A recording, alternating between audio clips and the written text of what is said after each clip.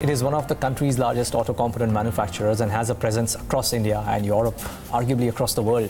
It's also well placed to make the most of the sharp rise in monthly vehicle sales as well. What could play spoil sport is the looming trade war, or would it? Joining us right now to talk about the prospects is the head honcho of Mahindra CIE Automotive, the chairman, Mr. Hemant Luthra, in our studios, I might add. Mr. Luthra, good having you. Thanks so much for taking the time out. Actually, just wondering, let me start off with that basic premise. Does this increase conversation around the trade war, does it hamper business, or for a preeminent auto component exporter stroke manufacturer, is it actually good news? You know what, the good news is that it's making headlines, okay, but under that surface of those headlines, there's no change. So Mahindra CIE has a plant in Mexico, Bilforge, which we acquired. Okay. They have been told by the OEMs who've invested several $1 billion in Mexico to double capacity. If you read the latest agreement which NAFTA, Mr. Trump and his team have signed, okay, it says that the increased tariffs are on those cars where a certain percentage of components, okay, is on the basis of value added, total value added in the car. And what Bloomberg, I think, said in their news is that NAFTA treaty, within inverted commas, is a lemon. So it's smoke and mirrors, it's business as usual, and we are expanding capacity in Mexico, and we are expanding capacity wherever else we can. Are you almost saying, which a lot of people are actually saying, that come closer to the midterms, there will be a lot of noise in the political arena, but it will probably not have a business impact in a meaningful way? See, I can't talk about the politics of the noise, okay, and I'm not an expert on Indian politics, much less on American politics. But whatever our people are saying is that we are closest to the action in Mexico. Okay. Our guys are saying that we're running out of capacity. So we are moving more and more equipment into Mexico. We are offloading from Mexico to India. So otherwise you can't get 26% year-on-year growth and 40% year-on-year growth in EBITDA. So I'm not seeing anything. Okay. You can accuse me of having the glass always half full, but I'm not seeing any downside. Which is awesome. So let's talk about the upsides then. How is business looking? I believe you had done this phase one of, for lack of a better word, restructuring, or as you reorganization, as the case may be. If I can divide that, the time gone by into phase one and the time to come ahead, maybe next 2, 3, 5 years into phase two, how is phase two looking on the basis of what you've already done in phase one? See, the biggest advantage that we had in phase one, both Mahindra and CIE, was that all the acquisitions that we had done, okay, but we never participated in an auction. Even the CIE deal that we did, okay, took us 3 years, and over many rounds of tapas and wine in every bar in Bilbao, Madrid, and Barcelona. Okay. They came to attend my daughter's wedding. I went to attend their baptism. It became 2 families. So pre-merger integration has been the order of the day. Interesting. Okay. So people knew each other, understood each other. We knew the costing systems and so on. The biggest challenge was that some part of Europe, okay, German costs were high. Okay. We had to do something in Germany. We shut one plant down. We made one mistake in Germany, which was to offload to somebody in Czechoslovakia machining. Okay. And because of that, we suffered a couple of quarters because the vendor went broke. We had to pull back everything in-house. But the second part of integration now is how can we take on some more of the technologies that CIE has and we don't. So for example, aluminum, for example, plastics, okay, as we all go lightweight. So we need to get those technologies. And our acquisition targets are based around making sure we do that in phase two. Okay, so get technology inside, transfer product from Europe to India much more effectively than we've done, as people in Europe have got comfortable, as CIE customers in Europe have become comfortable with us.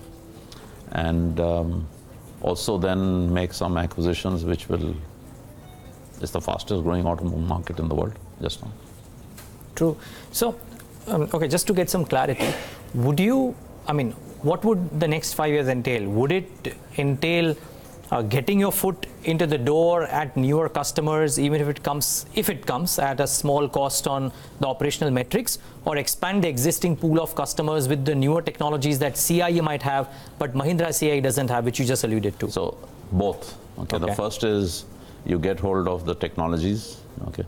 The first step actually is you make sure that existing technologies and facilities get accepted and approved by European customers of CIE.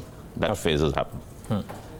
That's why you see Bilforge exporting 20% and our exports from the gears business going up.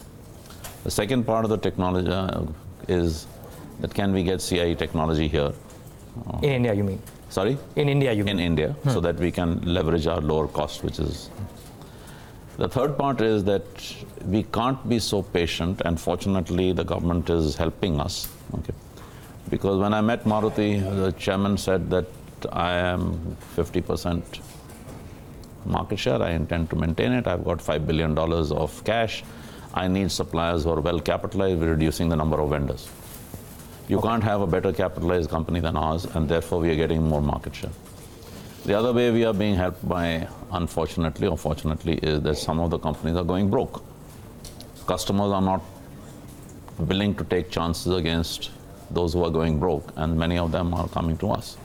So our focus on M&A is, let's look at those that complement existing technology. So complement existing geographies, complement existing customers. So if I don't have as much share of Maruti that I like, I have about 10% of my total turnover and I want it higher, okay, then I'll make an acquisition which is Maruti, a supplier to Maruti. Sure. If I don't have aluminum, then I'll make an acquisition that is aluminum. If I'm in the West, I will make an acquisition in the North and in the South. So the second phase of growth that we see is coming from various possibilities, including, fortunately for us, but unfortunately for those who took on too much debt. But would it be a string of pearls strategy that you would need to do in order to get this foot in the door, or would you have to deploy a larger war chest? See, I have got huge capability just now, because if you look at the numbers, okay, our EBITDA is running at a run rate of about 1,000 crores a year. Our turnover is about 8,000. Actually, maybe the EBITDA is running at about 1,200 crores a year. Our debt to EBITDA is 0.6. Okay. Our debt equity ratio is less than 0.7, 0.8. Okay. So the war chest, fortunately, does not need any equity. The war chest exists. Okay. The only catch in that war chest is, okay, that for some reason, which we are appealing to the government, unfortunately we've heard a sympathetic voice, is that there's an archaic regulation which says that if you're a foreign-owned Indian company, you cannot borrow in rupees for making an acquisition. But if you're a foreign-owned Indian company, you can borrow from Indian banks, okay, to make an acquisition abroad. So I went to DIPP, I went to PMO and said, we are talking about Make in India. As a global company, I have an option to buy an aluminum facility in India, but I cannot borrow for that. Okay. I have the option to buy an aluminum facility in Korea, for which I can borrow. So why do you want me to make in Korea and not make in India? Okay. So because of that sympathetic ear, okay, we will be doing acquisitions. We will be doing acquisitions mostly on the basis of the fact that conservative estimates say that if you have post-acquisition 2.5, 3 times debt to EBITDA, you're all right. Just now we are at 0.5, so there is headroom. You were talking about making an acquisition not just abroad but in India as well, in a meaningful way. We have to. Right. We have to. India is a hell of a growth opportunity.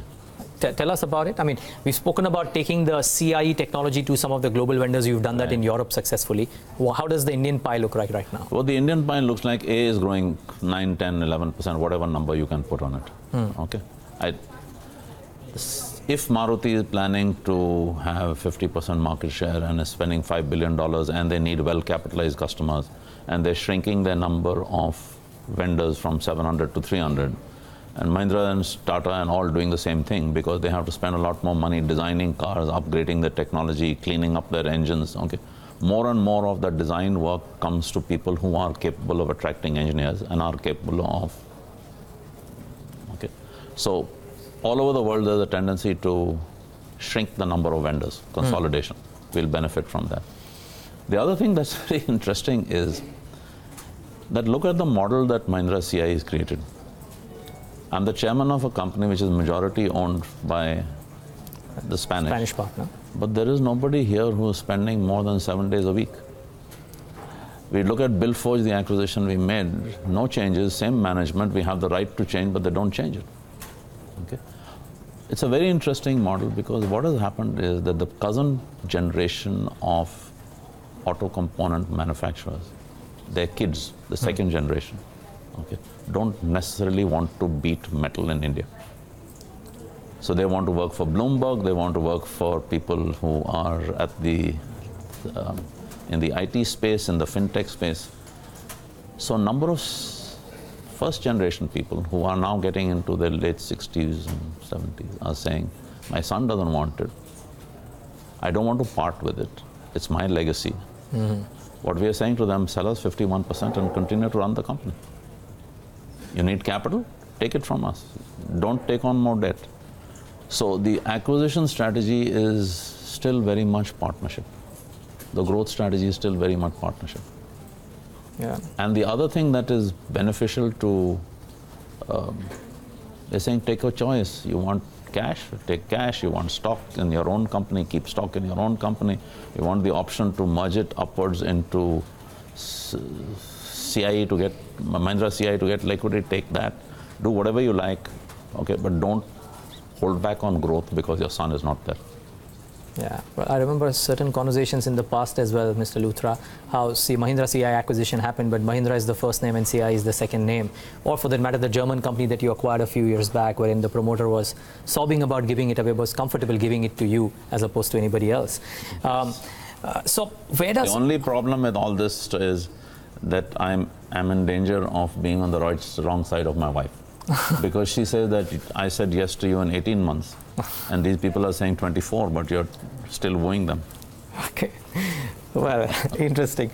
Let's talk about what does all of this, Mr. Luthra, do to the growth prospects in numbers, and how large do you become? I mean, I'm talking about really what will happen the next quarter or this calendar year.